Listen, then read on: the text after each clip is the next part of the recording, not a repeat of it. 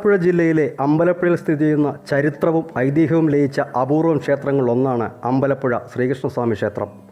പാർത്ഥസാരഥി സങ്കല്പത്തിൽ വലത് കൈയിൽ ചമ്മട്ടിയും ഇടത് കൈയിൽ പാഞ്ചജന്യവുമായി നിൽക്കുന്ന പരബ്രഹ്മസ്വരൂപനായ ശ്രീകൃഷ്ണ ഭഗവാന്റെ പ്രതിഷ്ഠയാണ് ഇവിടെയുള്ളത്.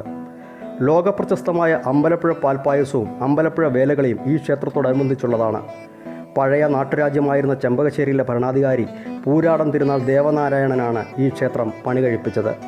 അമ്പലപ്പുഴ ക്ഷേത്രപ്രതിഷ്ഠയുമായി ബന്ധപ്പെടുത്തി മൂലം നാളിൽ ചമ്പക്കുളം പമ്പാ നദിയിൽ രാജപ്രമുഖൻ വള്ളംകളി നടന്നുവരുന്നു.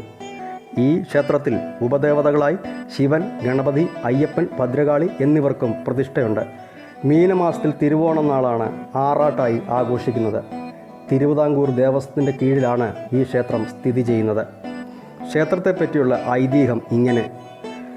ഈ ക്ഷേത്രത്തെപ്പറ്റി ഐതിഹ്യപ്രകാരം വില്ലുമംഗലത്ത് സ്വാമിയാരാണ് ക്ഷേത്രത്തിന് സ്ഥാനം നിശ്ചയിച്ചത്.